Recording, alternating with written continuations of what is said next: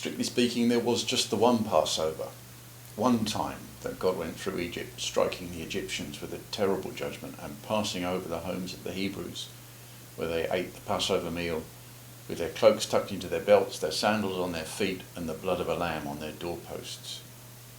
Subsequent Passovers that they kept were about remembering.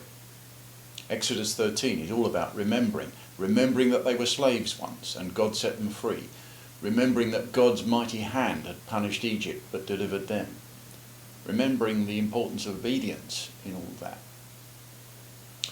A lot of us Christians think that our problem with following Jesus is the stuff that we don't understand. Well, sure, there's a plentiful supply in my case, but added up, all the stuff that I don't understand still doesn't cause me nearly so much trouble as the stuff I thought I knew. And so I took it for granted, and then I forgot it. Jesus taking away the sins of the world, mine included. I know that. Jesus being Lord. Yes, I know that. Jesus coming again to judge the world. Yeah, I know all that. But as soon as I start saying, yeah, I know, like that, in truth, I've forgotten what any of that stuff really means.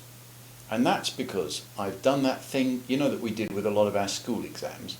We passed and then we said to ourselves, no further action required. I know that. God is no school subject. He saved Israel from Egypt and then they had to remember so that the meaning of Passover was carried with them wherever they went. They had to do it intentionally. They had to do it unmistakably. They had to remember by teaching. They had to remember by enacting. They had to remember by connecting today with yesterday. Every time there was a firstborn male in the household, man or beast, was given over to the Lord and then redeemed, or with the animals sacrificed.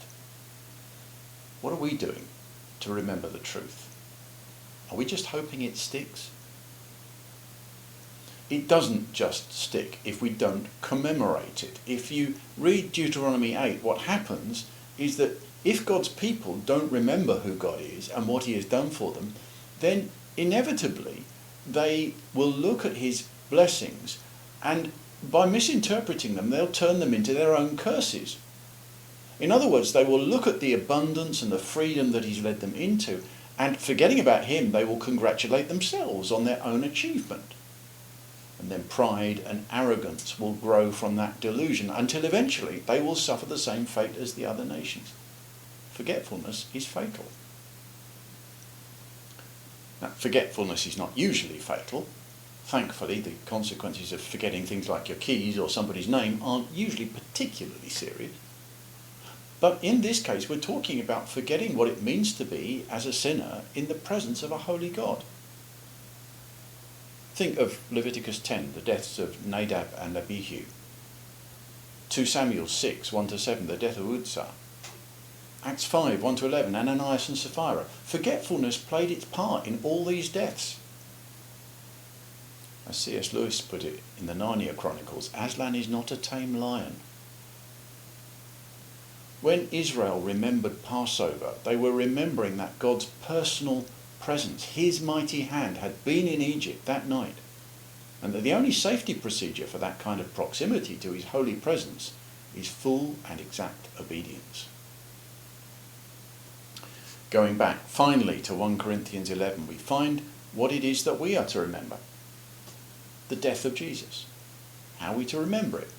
Do this in remembrance of me, as one body, eating one meal, in humility, not in arrogance. Sadly, we're able to see in those verses that some members of the body of Christ at Corinth had been forgetful and paid a high price for it. Anyone who eats and drinks without recognizing the body of Christ eats and drinks judgment on himself. That is why many among you are weak and sick, and a number of you have fallen asleep. But if we judged ourselves, we would not come into judgment. Let's not leave it to chance and hope we don't forget who God is and what he's done for us. Let's not assume that we wouldn't make that mistake. Plenty have. Let's very deliberately remember in thought and word and deed.